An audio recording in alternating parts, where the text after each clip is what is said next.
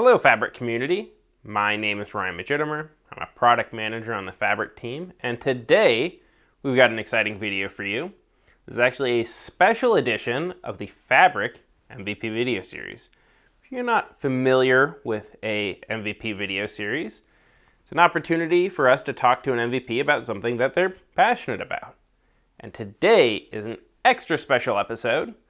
We're going to be talking through some Fabric excitingness, going from all the way at the beginning of a project when you might be doing scoping, all the way to landing that data into Power BI, into a Power BI report, believe it or not.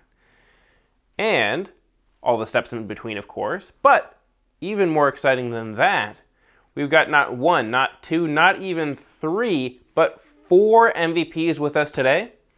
We've got Shabnam Watson, Kevin Arnold, Andy Cutler, and Rishi Sapra. And with that, let me hand it over to Rishi to kick us off. Thanks, Ryan. I'll start by setting the scene for what we're trying to do here using Microsoft Fabric. Imagine that you lead the analytics department of the New York City Taxi and Limousine Commission. Your customers are potential taxi drivers who are considering purchasing a medallion, but they want to know how much money they'll be able to make from trips so that they could work out their payback period on the cost of the medallion. This is an example of a scoping template, and here's some of the key insights that the taxi drivers are looking to obtain from the report.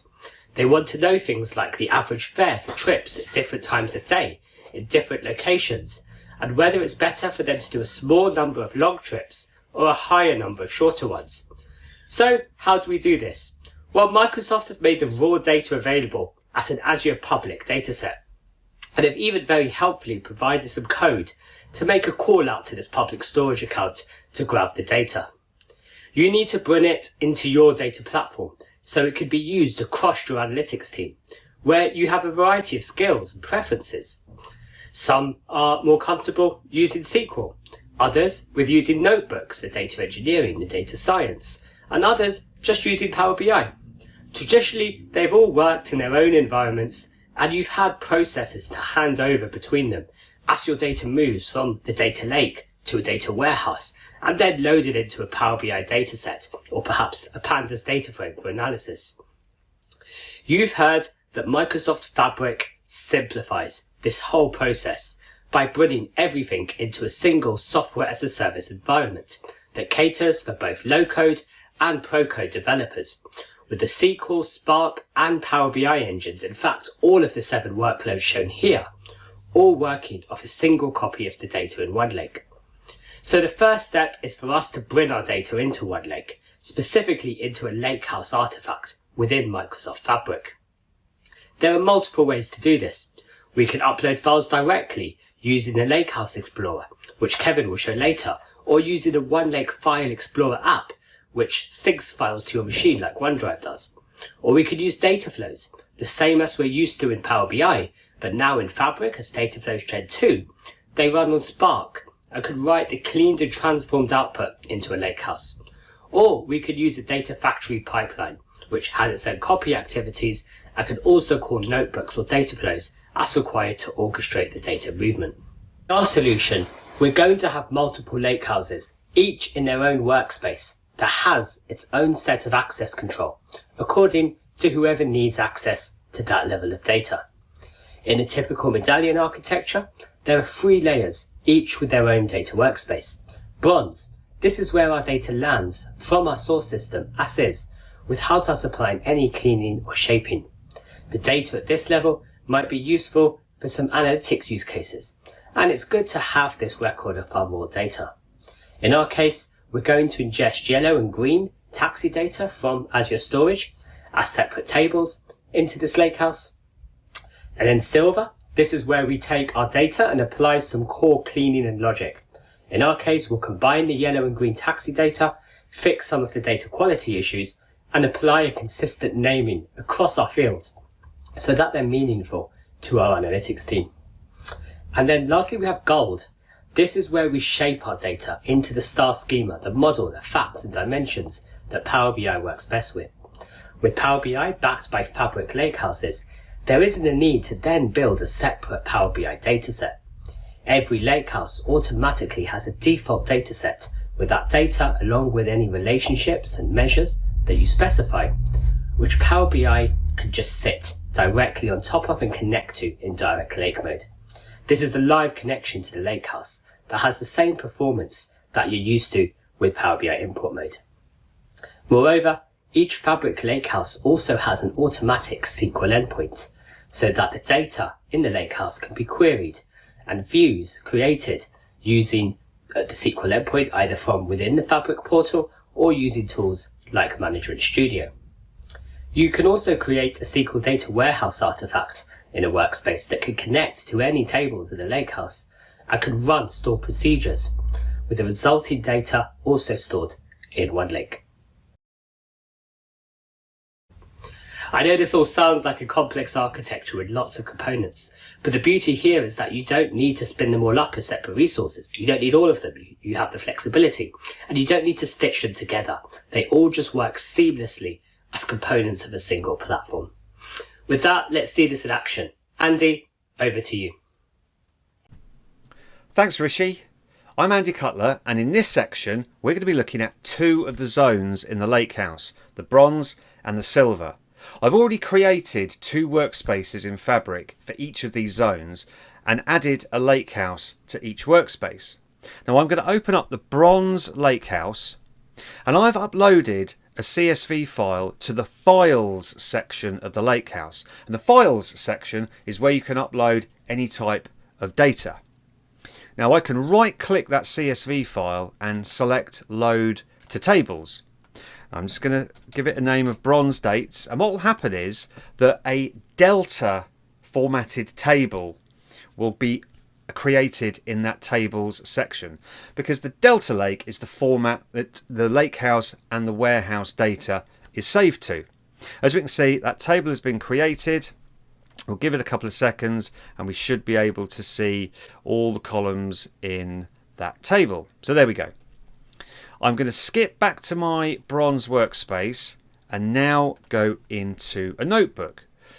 Now Rishi said earlier that we've got some New York taxi data set to load in, so we can connect to that remote location and load about 1.5 billion rows of data in. And what I've done is I've actually saved that to the files section of my data lake, and I've selected a partition column to save that data to.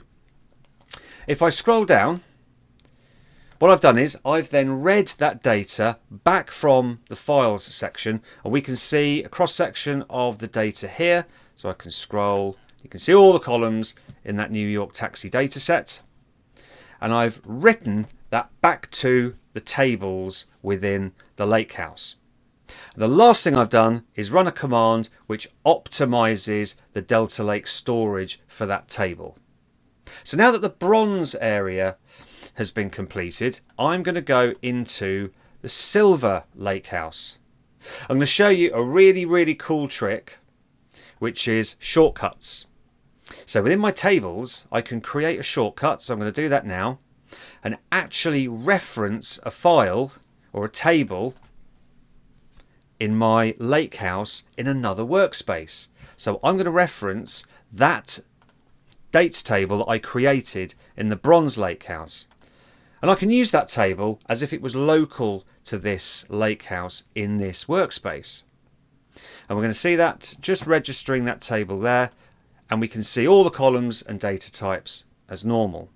Now if I go back into my workspace, I'm going to open up the silver notebook. And what I've done is I'm going to use that shortcutted table to load into a data frame, and Spark just sees it as a local table, and I can actually then write to the silver table in my lakehouse, and I've appended some additional columns. I've enriched with a few extra columns that we need downstream in the dimension. And the last thing I've done is I've loaded the bronze data in and then saved that again to a table in my silver lakehouse. And again, I've enriched with some extra columns and ran the optimize command. I've just shown that SQL command to optimize rather than the Python command. Now that our silver area is ready, I'm just going to go and query that data using the SQL endpoint. Now the SQL endpoint is created with every lakehouse, and it provides a read-only view into your data where you can query using SQL.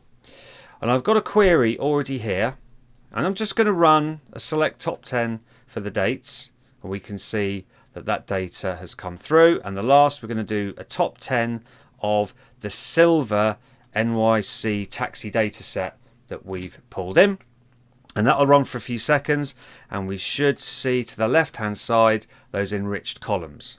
Now that our silver layer is all done, it's over to Kevin, who's going to take us through the gold layer. Howdy, I'm Kevin Arnold. Thanks Andy for building out the silver layer. Now I'm going to show you how we could build out the gold layer. In the gold layer, we're going to apply any final business rules required for the reporting we need to accomplish and produce the facts and dimensions for the star schema. As you can see, we already have our dim date dimension table built in here. We're going to add a couple other static dimension tables required for our reporting. We're going to do that by bringing some files into this file area of our data lake using the upload folder feature. We can navigate to our folder that is called static dims and complete that upload. We're going to bring 3 files up in this case. We'll click on upload and you can see all 3 begin to come up. Now if we click on the static dims area, we have these CSV files that we could simply click load to tables and load them up. This one is completing the daytime buckets table, which allows us to categorize the different hours within the day into buckets to help our analysis. Once that is complete, it will show up over here in the tables area, and you can see that's building that now. I'm going to go ahead and do the same clicks for the other 2 to load those in the tables as well. Now that we have our static dimension tables all loaded, we can move on to loading our fact table. To do that, I'm going to go to this notebook that I called load fact. And I'm starting off looking at the table of contents that is built for us based upon the markdown code that we have within our different cells. So I have a header 1 here that is just giving us the title of what we're doing in the notebook. And then these are the steps that we're going to go ahead and perform. I'm going to go and start the run of this so that we could get it going while I'm talking through it. Okay, so the first thing this is going to do is load in our taxi data from the silver zone. And as you can see, I am using the path to the direct file in the silver zone. This way I don't have to do a shortcut and have this file show up in my default data set. We want to have the default data set only have items from the gold layer in it. In this notebook, I'm going to do something a little bit different than what Andy has done. I am going to utilize Spark SQL, and to do that, I'm going to create some views that's going to help manage the SQL that I could put into the notebook. So the first step is I'm going to create a temporary view using the data frame that I loaded up with this function of create or replace temp view. And then the majority of my work is going to happen in this next step, to where I'm going to create a temporary view that performs all my data transformations. So I'm going to add a passenger category key. I'm going to calculate a column for durations and minutes, add another key for our duration bucket, add the date key so that we could bind to the date table that we have out there, not on the date, but the key that Andy's already built into that table, and then the datetime bucket key.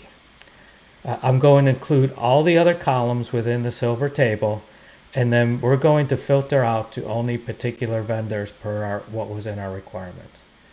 You could see here's the Spark SQL query that I used to put all this together. And pretty much it lays out in the order that I just described, where it's adding all of those columns, and then you can see the where clause to select the certain vendors down below. After that runs, after this block runs, it's going to load that into a data frame.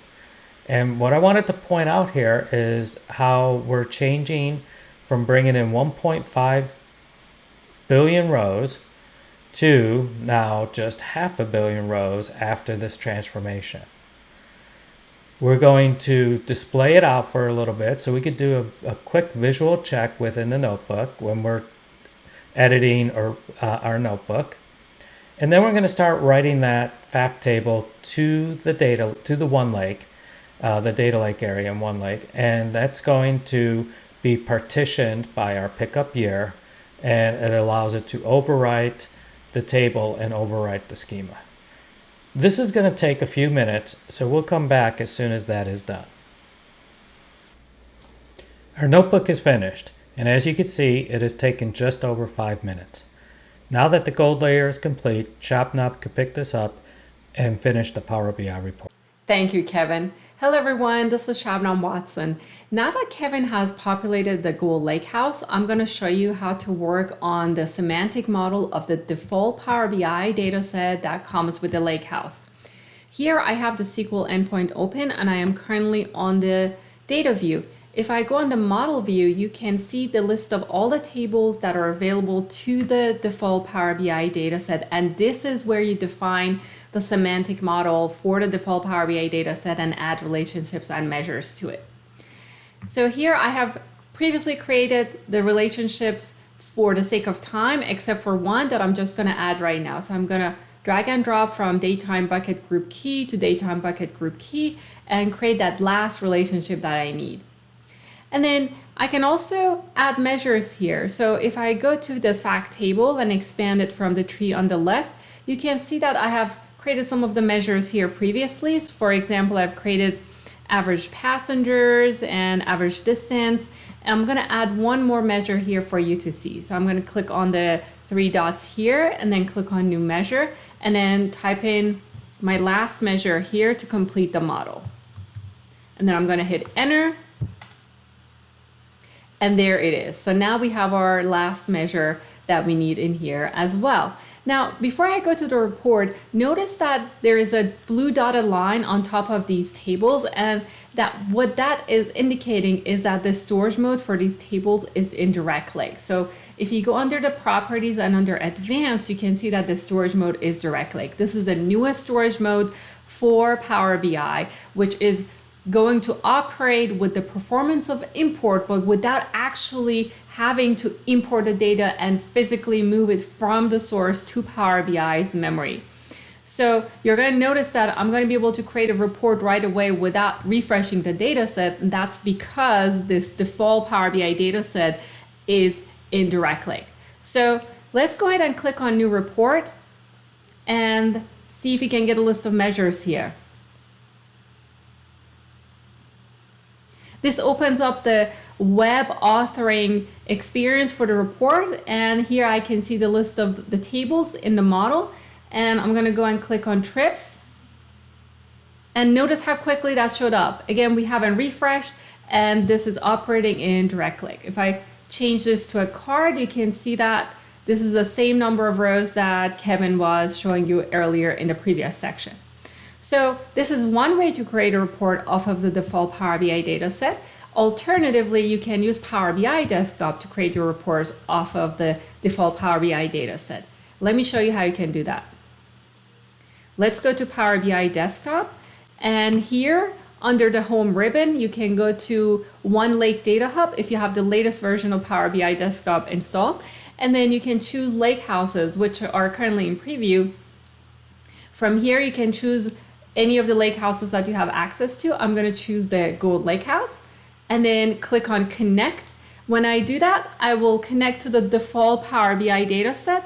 There's another option in the dropdown that you can connect to the SQL endpoint As well, that's if you want to define a model yourself from scratch and choose the storage mode. However, currently at the time of this recording, you cannot choose the Direct Lake storage mode from Power BI Desktop. So now here, I have a report that is live connecting to the default Power BI dataset that it itself is in Direct Lake. So this report is going to work super fast. And from here, I can add trips for you to see to the canvas. So let's do that. There we go. And we have the trips here. So I'm going to switch a report that I've created for you previously for the sake of time again. So let's go there and take a look at the completed report. Notice down here that I am still connected live to the same Power BI dataset. And notice as I click around how quickly this report responds.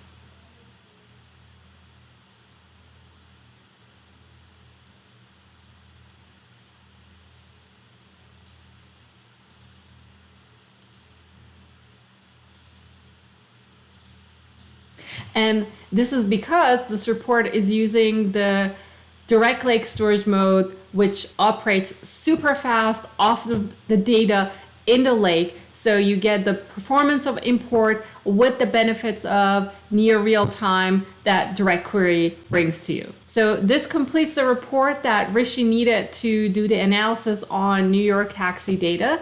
And with that, over to you, Ryan. It's amazing to see just how easily everything comes together in Fabric. Well, with that, let's get into some questions. Rishi, is it necessary to have your bronze, silver, and gold lake houses in different workspaces? That's a great question, Ryan. And no, it's not necessary to have them in separate workspaces. If it's the same access you require and the same owners of all of the data at the different layers, then it's actually probably easier to have them in a single workspace. Why you might want to split them out is where you want to apply different sets of controls, whether that's access control or even settings. So some of the tenant settings that you like, if you like, that are going to be applied in Power BI today, will in the near future be able to be applied at a domain level. So workspaces could be tagged with a domain, and then we can set controls at that domain level. So you might want to say all of these workspaces, say in my finance domain, I want to make sure that no one can export to Excel from those or publish to web. You know, if you've got particularly sensitive data at different layers, potentially in your domain, and maybe your raw data you want to treat separately to your silver or your gold transformed data. But yeah, absolutely, you can have them in one workspace or in separate workspaces. It really depends on your operating model, your organizational structure, and the type of data it is and what controls you need over those. Question one. Thank you, Rishi. Here's a question for Andy. Is Delta the only format supported when you're creating a lakehouse table? Good question, Ryan. No, it's not just the Delta format that's supported when creating tables. You can use any Apache Hive compatible file type like CSV, JSON and Parquet to create tables within the Lakehouse, although the Delta format is definitely preferred because of the extra performance optimizations using the new vOrder feature. Thank you, Andy. Now on to Kevin. Can you show us how to get the file path for your Delta table in the Silver zone? Thanks, Ryan. That's an excellent question. The easiest way is to use the Lakehouse Explorer within your notebook. So here I am back in the Load Fact notebook, and I could come over and start switching which data lake I want to look at. You could see by this pin that the default Lakehouse is set to the gold area. I've also added the silver area by using this Add Lakehouse below. I could switch to view it by clicking on it, and now it starts showing me those tables. I could simply come to these three dots and say copy path and then put that into my notebook. Thank you. Well, thank you, Kevin. Moving on to the last but not least, Shabnam. Is it possible to create a custom Power BI dataset with Direct Lake? Yes, currently you can create a custom Power BI dataset that uses Direct Lake for its storage mode, by using the web modeling experience. You can do that by going to the reporting ribbon of the SQL endpoint, as you see I have here on the screen. And then that ribbon has an option to start a new Power BI dataset. So let me click on that to show you what brings up. And this will show you a list of tables that you can include in that custom Power BI dataset, and then you will confirm, and this will create the custom Power BI dataset for you. Thank you, Shabnam. Well, normally this is the part of the video where I say, well, that's all we have for you today, but I think in this case that might be selling us a bit short. A giant thanks to Rishi, Kevin, Andy, and Shabnam. Let us know in the comments, what was your favorite part of the video? Are there any parts that you'd like us to dive deeper into in a later episode? And also, tell us in the comments, how do you like this format of video? Do you like the longer videos? Do you like the shorter ones better? Let us know. I'd love to hear about it. If you have any other feedback, feel free to dump all of that into the comments. Or even better, come join us at the Fabric community. You can find that at aka.ms/fabric-community. Again, my name is Ryan Majitimer. Like, comment, subscribe. Thanks for watching, and we'll catch you on the next one.